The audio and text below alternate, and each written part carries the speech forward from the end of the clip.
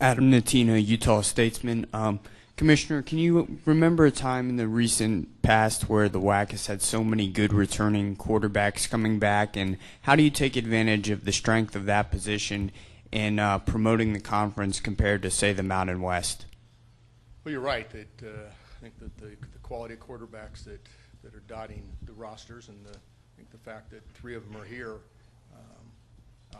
out of 9 offensive players. So, I mean, the WAC has had a history of being a great quarterback conference, and there have been some great quarterbacks that have played even in recent times. So, I think the one thing that allows them to really take advantage is what numbers are they going to put up, and if they throw 5 touchdowns and 400 yards, they're going to show up on Monday morning as a player to watch. And I don't know if there's a whole lot we can do. I think ESPN obviously is our best vehicle in terms of promoting our players, promoting our teams, and not just during the 3.5 hours of the game. It's their sports center. It's their daily college football live show that that appears every afternoon and replayed several times during the course of the day. And I think that if you go back and with the last couple of years and track the number of mentions on ESPN and their various distribution vehicles, I think the WAC is getting a lot of attention by ESPN. You've mentioned expanding the conference's footprint geographically, and you also mentioned about Boise State and the importance of that Virginia Tech game. Is playing non-conference games against maybe some East Coast teams and teams not traditionally in the western area of our country an important aspect in promoting the conference?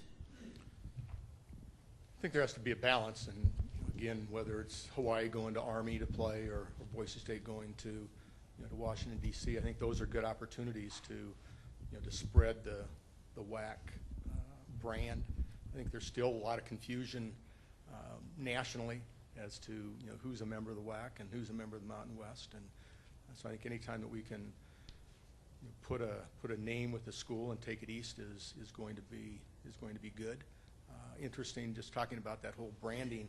The Pac-10 coaches, football coaches this week, are doing a East Coast tour, and I know that over the course of the last 15 years, other conferences have taken groups of coaches to the East Coast to do just that, to familiarize the East Coast with the conference, and the Pac-10 and their new marketing strategies are doing that type of a campaign. So I think the answer is. Coach, you talk about putting more emphasis on developing Kaepernick in the pass game this year. Would that entail him maybe not running as much and using some of those backs more? Or for your offense to be successful, does he still need to have a 1,000-yard rushing season and a 2,000-yard passing season?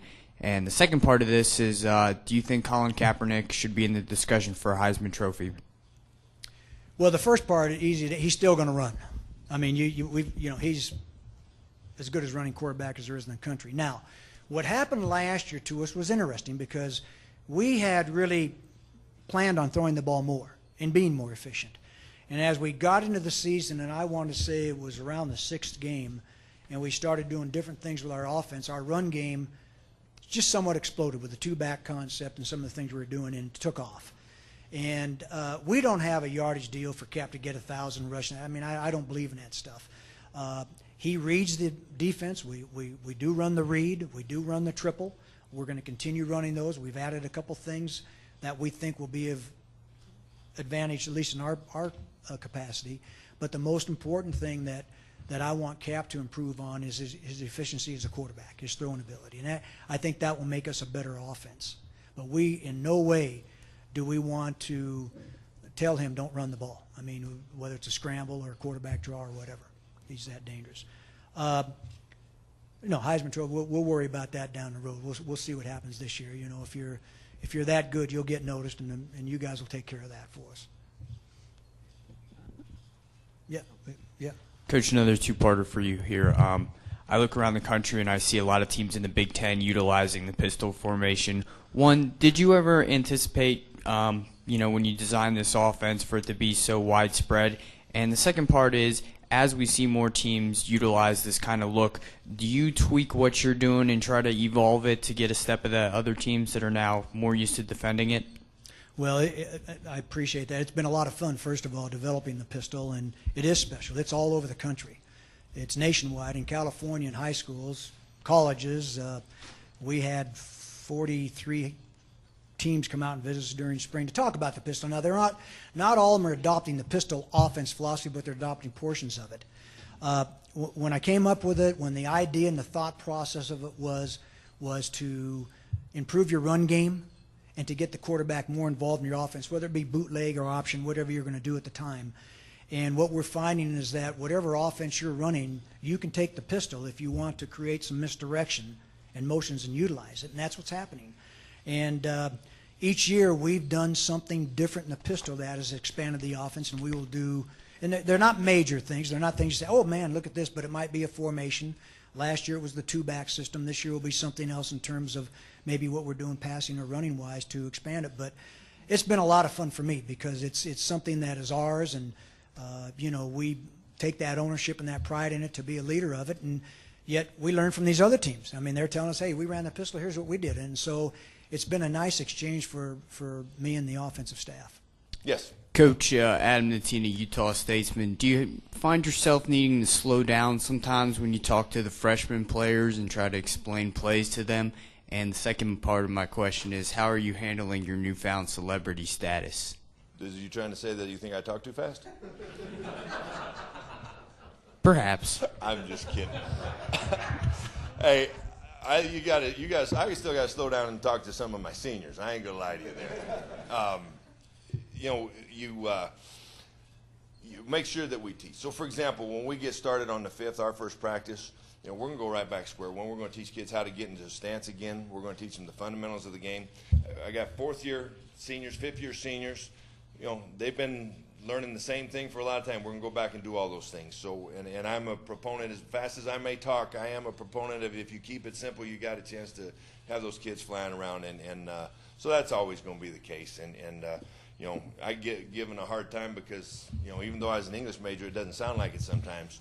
But sometimes when you use the language a little different, it makes kids pay attention to what it is that you do say. And so that has helped things a little bit. And, I don't know about the celebrity thing, but the fact that our university and our football program is out there more, that's what we expected to do. And I think as you have success, people are going to pay more attention to what's going on with you. And I'd like to hope that we're just scratching the surface of where we're headed, and where things are going to be. But any type of attention that we get in that positive fashion is a good thing for our program. Don't know if that answered what you wanted or not, but.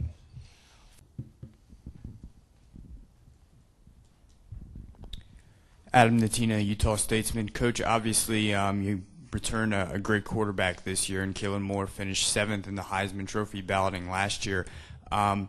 Is that something that you and him have discussed about the possibility of winning a Heisman, and is he a legitimate contender in your opinion? No, and I don't know. Now, Kellen and I have never spoke about that. I mean, the great thing about Kellen is he gets it.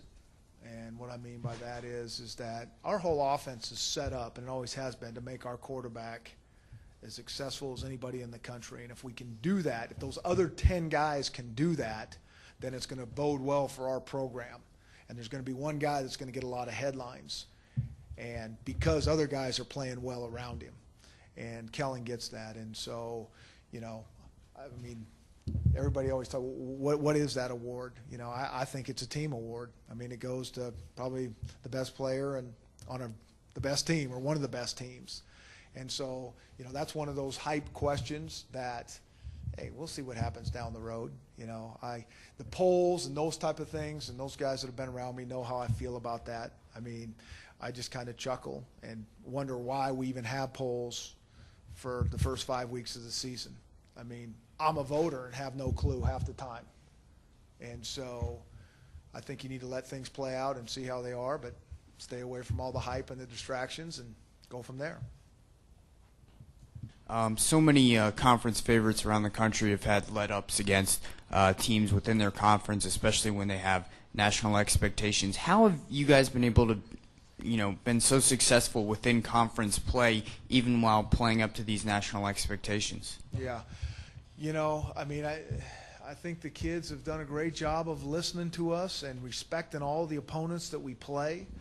It is hard. I think everybody in college football that's around it understands, the emotions that go into it, the different factors that show up week in and week out with these kids' lives, that they're going to school, that they got girlfriend issues and parent issues and academic issues. There's just so much going on, let alone the opponents that we're playing. And so I just think we've been blessed as coaches to get good kids there that really pay attention to what we tell them. We try not to ever tell them anything that we don't believe as coaches in our heart about an opponent. And so when we go in and talk to them, they're usually all eyes and all ears, and that formula's kind of worked for us. Coach Adam Nettina, Utah Statesman. My first question is, some of the games last year against Fresno State, New Mexico State, team outperforming in terms of yardage your opponent, but not finishing, not winning games. How do you get your team to buy into that winning mentality? Second question, you talked about recruiting and the importance of getting Utah players. Do you believe that with Utah moving to the Pac-10 and maybe expanding its base to California and BYU recruiting nationally, that there's a window of opportunity for more Utah recruits to consider Utah State? Okay. First question is, that's an easy one. That's why Boise State, that's why Nevada, that's why Fresno strings consistent bowl games together, because when they get in a position of adversity, they find a way. And each one of those teams found a way, not so much in the Boise game. We were in there for a while, and then we weren't in there at the end like most of the games that those guys played last year. They're a tremendous team. But we had a chance right down to the wire against two very, very good football teams with Fresno and with Nevada, and they made a play. Now, we were given the opportunity to make a play, and they executed, and we didn't. To me, you can learn from that, and you have to learn from that as a football team. You got to sit back and take a look at yourself and say, okay, well, why did this happen? And there's again, I could talk for an hour about why that stuff happens. But we were able to finally close a game out late in the year, which was big for us. To be able to go on the road and win a WAC game was very, very important for us. To be able to go into that situation in a game that went up and down, and you learn so much. So I learned a lot about the kids, but I think that their belief, they've got to be able to, there's so many cliches that people look at, and, I want to be the guy that makes a play, and there's all this stuff, but it's getting your team together and having them do it. They got it. To take that step, they've got to win those games. They got to know that they can do it, and I believe you take the next step. So, but the first thing you got to have to be able to close those games out, you got to have players. And if you look at how we lost those games, a tremendous player for Nevada, a tremendous player for Fresno, made a great play along with the other 10 guys who were with him and beat us. And that's what it basically came down to. So it's got to go back to the players. As far as recruiting the state of Utah, I believe we made tremendous strides in the state of Utah. When we took over, there was people had no idea what Logan was all about. We started our first junior day when we came up. We had 450 people come up, and I don't care who it was. Invite everybody. I don't care if, it doesn't matter if you've got a kid that can play, a kid that can't play. Just get people to see what we have, because if people see what we have, they're going to understand it's a special place, and they're going to walk out with a tremendous feeling. We did the same thing 2 or 3 more times during the season. We did the same thing this spring. Again, we did the same thing with our spring scrimmages. So our ability right now for people to get out in this valley, whether you're in Provo, whether you're in Salt Lake, wherever you may be, our ability to have people understand what we're about, our facilities that we have, the opportunity that you get to drive 70 miles from Salt Lake City to Logan. Okay, that's not 70 miles that you have to drive. That's 70 miles that you get to drive, and that's a great opportunity for you to be able to drive to get to Cache Valley, and people are starting to get that. The fact that it's the Pac-10, does it help us as far as who Utah's going to recruit and where they go? I don't know that. Time will tell. I know this: Utah's recruiting plan is not going to change. Utah State's recruiting plan is not going to change, so we're going to, we're going to look at the same guys early on, whether they're, sophomores in high school or whether they're seniors. We're going to be looking at many of the same guys. They may have to branch out farther. Our ability this year, I did pull a coach out of California and put 2 coaches full-time in Texas and another coach full-time in Florida, just because of our success of those freshmen that have come in and played for us from Florida. Every one of them has come in and played as a freshman, and I look forward to that continuing as we move on.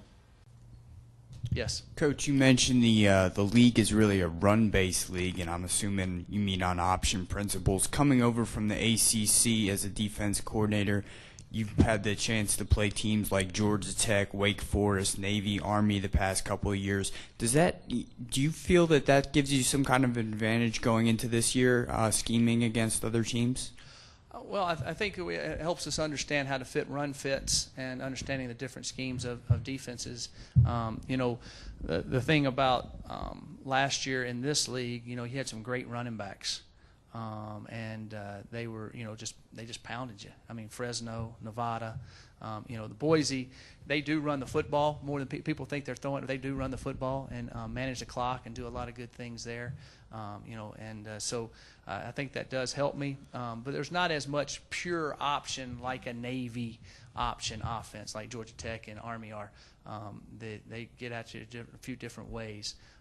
So we're having to bulk up our defensive lines and be more emphasis on that type of the game. If we just go and throw the football all the time in practice, then we're not going to be very good about stopping the run. So you have to be able to work on it every day.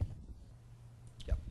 0-7 on the road last year, lost a number of close games. How much of your duty as a head coach is devoted to getting these guys into buying into a mentality of winning as opposed to just changing scheme in the X's and O's? Yeah, I think that's the most important thing. I mean, I think that's that's where it all starts is developing a mentality. Again, I sometimes my first year at Arizona, we lost close game after close game after close game after close game. It reminded me a little bit of what Louisiana Tech did last year. And then what we did is we just kept sawing wood. We just kind of got a little bit better at what we were doing, a little bit more comfortable, recruited a little better player. But I think what we really did is all of a sudden, for whatever reason, we won a close game, and then we felt like we were going to win those games. And you could see the overall change in the atmosphere, really. First year at Arizona, it was, oh no, what can happen to us? Everything that could go wrong has gone wrong. And all of a sudden, things started to fall into place. I was at Texas Tech 7 years, and everything that could go right went right for 7 years. When you go back and you look at that type of experience, we never had many injuries. We always got breaks in games.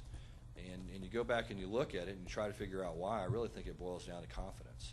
I think it boils down to confidence, your players believing that something good is going to happen. And I think Mike Leach did a great job of teaching that. We talk to our players all the time about think something good's going to happen to you, and it will. And I think it's a mentality, really, and it comes from discipline and doing things right and not taking shortcuts and understanding that football is like everything else. You got to hang around, you got to hang around, you got to hang around, and then you got an opportunity, and you better make the most of it. And it's just like all of us professionally. We're going to have some opportunities in our life at some point, and you better be ready for them. And that's ultimately what's going to define your career. And it's the same thing as a football program. We're going to need to win a close game or two, and once we do that, I think we'll think we can, and then it kind of takes off from there.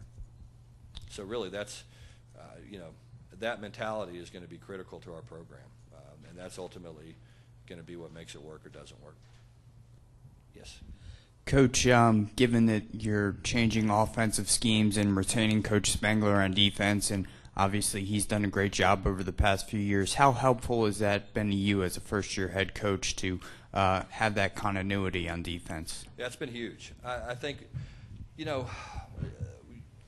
the players have to go through a lot. They transition from, a different philosophy to a different philosophy, and that philosophy is different in so many different ways, from what they do in the weight room to how you handle things in the training room to emphasis on study hall and going to class and that type of things, and just handling things differently. And so when you try to make all those changes that you make philosophically, and then you try to make those changes with an offense like we're doing and special teams like we're doing, then I think it's important to try to have some kind of stability. And Tommy Spangler and a couple of members of his staff have been that stability. Those guys on defense haven't really had to adjust much. They've had to adjust to the other things, but not really to a new scheme or to that many new coaches. So when you do that, I think it does give you a little bit of a feeling of continuity, and where you're not just starting over at ground zero. And really what I like about what we're doing defensively is, I think we're playing extremely hard, and I think that's what you got to do on defense. When you turn the film on, that's the number one thing you want to see is your players playing hard and playing as hard as they can for the duration of the play. And I think Tommy's got our guys doing that, and I'm really excited about it. Yes. Coach, with that 3-game winning streak late in the season, your defense really shored up against some other teams, including a very good Navy offense. Was there anything different that you did, and how do you replicate that success going into this year? Well, going in to the season, it's the first time in my career that we had no starters back, and really it was not confident early. Because they're all learning. They're learning how to communicate. They're learning all the basics of defense. We lost, we were thinking we were going to get Brashton Satelli back, which would have really helped us because he's a leader and he could have held them together maybe. But the thing is that, we had some injuries, and the guys that when we started winning, they started getting the idea. They started having fun playing football. And it just, we did beat the 2 games that really stand out. We won a tough game against San Jose State in Dick's last game, and on the road. And then the Navy game they were an excellent ball club. So I think our guys gained a lot of confidence. I know they have in spring. They're communicating with one another. They have leaders. Now we have 7 guys back, and we have about 2 or 3 that we redshirted that are starter-type guys. So we're going to be a lot more sound on defense this year.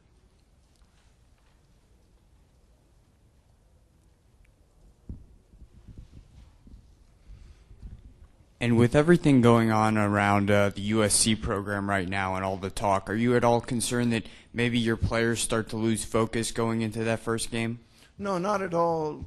SC is one of the premier teams in the country, and I think it's helped us. I mean, this is my 5th year at Hawaii. This is the hardest I've ever seen a group work in the off season from right after the season until now. And I think playing SC has something to do with that. They know they're going to be facing one of the top teams. Our fans are excited. The whole state's excited. I don't think the sanctions are going to hurt them in that game, that first game. I believe actually it's going to get them ready to play. It's on national TV. They have a new coaching staff. They're going to have their guys ready to play. They're going to want to make a statement. And, we're just looking forward to preparing for them. They're a very talented football team. Coach, it almost seems like some other programs around the country have kind of discovered high school football in the state, Manti Te'o going to Notre Dame. Do you find yourself having to work harder convincing in-state recruits now to stay at home in Hawaii? That's a good question because that's what's happening. They're having clinics where mainland coaches are coming over, and it's especially the last 3 or 4 years, everybody has found Hawaii, and there are good football players in Hawaii. We've been able to hang in there, but it's tougher. And our thing, of course, with our local guys is being able to play in front of their family and fans and represent the state of Hawaii. But we're going against a lot of great schools, so it is tougher. We still recruit the mainland, the Los Angeles, San Francisco, Seattle, Las Vegas, even in some in Texas. But the other thing that we do is we go into Samoa. We sent a coach this year, was the first time since I've been here, to New Zealand, and we did get a couple of players from Australia. So we think, a matter of fact, Jim and I have made trips to Japan, trying to build a bridge there. We think that because of just what you're saying, that we have to go east a little bit and be sort of the team of the South Pacific. And but coaches have really forced us to, we're always going to recruit hard, but that guy that used to walk on will go to, another school that hasn't been coming over here. We've had a lot of walk-ons in the past that were pro football players, and we're not getting those kind of guys at this point.